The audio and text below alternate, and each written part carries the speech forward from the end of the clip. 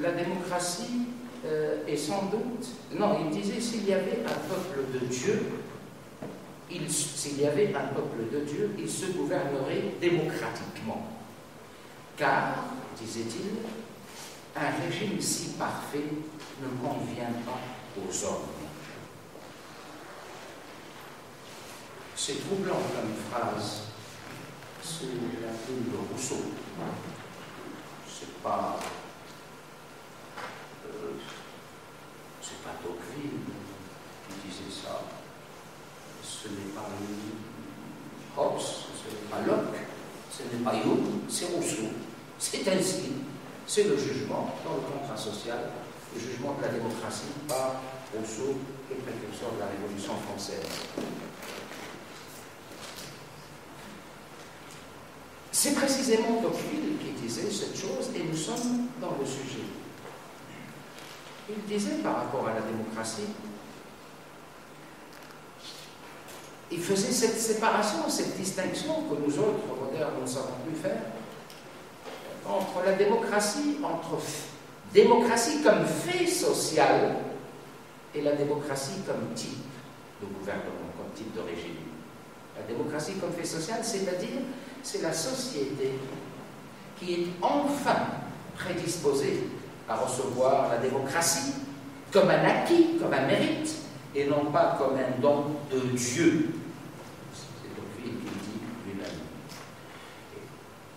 C'est-à-dire la sécularisation des esprits. C'est-à-dire la sécularisation comme préalable à la démocratie. S'il n'y a pas de sécularisation, eh bien, qui triomphe au moment des élections démocratiques, comme on le constate aujourd'hui, partout dans le monde arabe, et là où il y aura, je prends le risque de le dire, comme je l'ai dit, d'ailleurs, la mascarade électorale du 23 octobre en Tunisie, là où il y aura des élections en terre d'islam, ce sont les islamistes qui triompheront. C'est arithmétique. Ce n'est pas parce que c'est écrit par la main d'Allah. Non, mais c'est parce que la société ne peut pas aujourd'hui faire un autre choix que le choix de l'islamisme au pouvoir.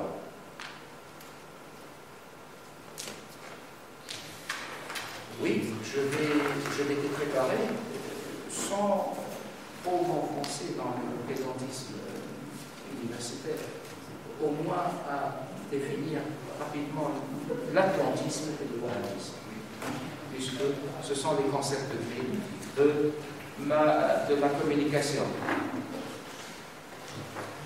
L'atlantisme, c'est le courant idéologique et géopolitique conceptualisé au début de la guerre froide, c'est-à-dire une alliance entre les USA, le Canada et l'Europe, contre l'URSS et le pacte de Varsovie. L'atlantisme s'oppose géopolitiquement au continentalisme. L'atlantisme a sa doctrine économique, c'est le libéralisme ou le capitalisme sauvage. L'atlantisme a son armée, qui est l'OTAN. L'atlantisme a même son instance judiciaire, qui est le tribunal pénal international. C'est un État totalitaire qui a son armée, qui a sa doctrine économique et qui a ses juges pour juger, évidemment, les dictateurs de préférence arabes ou africains. De Gaulle, il était évidemment opposé à l'atlantisme, misant sur une force militaire française autonome. De Gaulle, et je le cite dans ses mémoires, il disait ceci: ce qui est bon pour l'Amérique n'est pas forcément bon pour la France. Il disait aussi, je le cite, les Américains veulent une ordre atlantiste qui serait en réalité le camouflage de la domination des États-Unis sur l'Europe. Ce serait une vassalisation. Fin de citation de Gaulle. Mitterrand lui-même, j'ai trouvé cette citation, Mitterrand disait, je le cite, « La France ne le sait pas, mais nous sommes en guerre avec l'Amérique. Oui, disait-il, une guerre permanente, une guerre vitale, une guerre économique, une guerre sans mort. » Cité par Paul-Marie Couteau dans son livre « L'Europe vers la guerre » aux éditions Michelin, 1998. Je ne porterai pas de jugement sur le degré d'atlantisme de la République française depuis l'élection du président Nicolas Sarkozy. Qu'est-ce que le wahhabisme? À cette même question, un orientaliste suisse, Lucas, dans son livre Essai sur l'histoire des wahhabites, 1835, il répond à cette même question. Cet orientaliste répond: c'est le protestantisme et même le puritanisme de l'islam. C'est un gouvernement bédouin exerçant son autorité de la même manière que les successeurs de Mahomet sur leurs compatriotes convertis à l'islam. Fin de citation.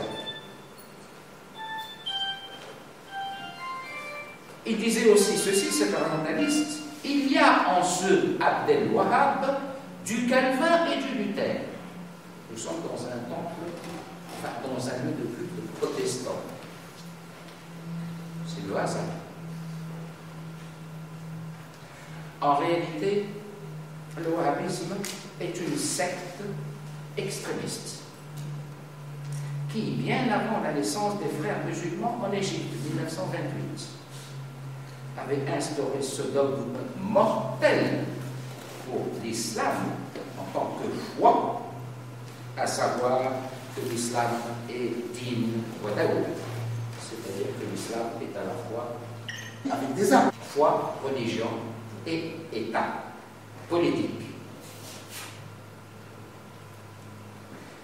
Le wahhabisme se réclame de la pensée de Taïmi. Pour vous situer, la pensée de Taïmi est si pensée qu'il y a. Elle est aux antipodes de la pensée d'Averroès, pour ne citer qu'Averroès. L'hérésie, le wahhabisme, est une hérésie qui est devenue la nouvelle orthodoxie islamique.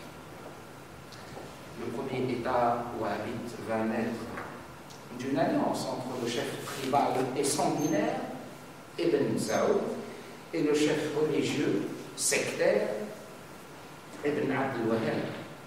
Ça va durer de 1744 à 1818. Il y aura une tentative de second État entre 1824 et 1891. Bref, l'Arabie saoudite est officiellement née le 22 septembre 1932 par la fusion du Hijaz avec le soutien hyper actif de la Grande-Bretagne contre l'Empire ottoman, bien évidemment. Après la Seconde Guerre, ce royaume est placé sous la protection des États-Unis. Le pacte de Kelsey, il est très connu, c'est-à-dire celui que Roosevelt a signé après sa rencontre avec De Gaulle et Staline, d'ailleurs juste après la guerre, en 1945, retour. On l'a appelé le Kelsey parce que le bateau militaire qui ramenait Roosevelt chez lui s'appelait le Kelsey. Et donc, à partir de ce moment-là, il y a eu un pacte qui est encore aujourd'hui de rigueur, le pacte de protection, de vassalisation, de monopole du pétrole saoudien entre les mains des États-Unis d'Amérique. Petite anecdote tunisien que je suis sur le wahhabisme. On a dit beaucoup de choses depuis la révolution du jasmin en Tunisie.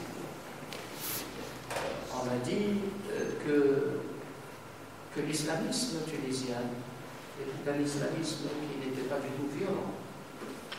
C'était un islamisme qui combattait pour la liberté et pour la démocratie.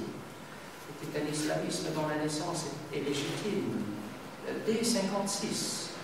Dès 56, c'est-à-dire Bourguiba était un président abject vis-à-vis de l'islam, athée pour certains, et Ben Ali était dans la continuité. Et que les combattants de l'islam vrai, c'est-à-dire l'islam identitaire tunisien, c'était les islamistes. On a même dit que les Tunisiens étaient sensibles au wahhabisme. Et que c'est Bourguiba qui a coupé les Tunisiens de la religion vraie, c'est-à-dire l'islam. Je dis bien coupé, c'est-à-dire avant la révolution du jasmin, les Tunisiens étaient des païens. Nous n'étions point musulmans, nous étions sans religion. Le 13 juin 1914, Hamoud al-Besha, le bey de Tunis, a qualifié Mohamed Abdel Wahab, c'est-à-dire le fondateur du wahhabisme, de sectaire et d'obscurantiste, dans une lettre célèbre envoyée, datée du 13 juin 1914. Pourquoi? Parce que ce wahhabite a eu l'outrecuidance et l'insolence d'écrire au bey de Tunis pour lui dire, de façon menaçante, que la Tunisie doit adopter le wahhabisme comme doctrine religieuse, sinon c'est le glaive. Ce bey, qui n'était pas d'une très grande diligence, mais d'un grand courage, a rassemblé les grands savants, les saïds, équivalent de l'Azhar en Égypte, et il leur a dit, enfin, dites-moi ce qu'il veut, ce monsieur, textuellement. Il faut l'obliger à être saïd. Dites-moi ce qu'il veut. Et donc, et trouvez-moi la meilleure façon de répondre à ce sectaire et à cet obscurantiste de la Tunisie a donc rejeté le wahhabisme bien avant Bourguiba et bien avant l'indépendance. Dans cette subversion des révoltes sociales, je le répète, parfaitement légitimes, toute leur expression sociale, politique, économique, etc. Le wahhabisme du Qatar, bien plus que le wahhabisme d'Arabie Saoudite, et là je me limite encore aux cas tunisiens et égyptiens. Il me semble que le wahhabisme saoudien n'a joué qu'un rôle infinitésimal dans la déstabilisation de la Tunisie et de l'Égypte. En revanche, c'est le wahhabisme du Qatar qui a joué un rôle déterminant. Pas seulement par cette chaîne de télévision réactionnaire et subversive, mais aussi par la force de l'argent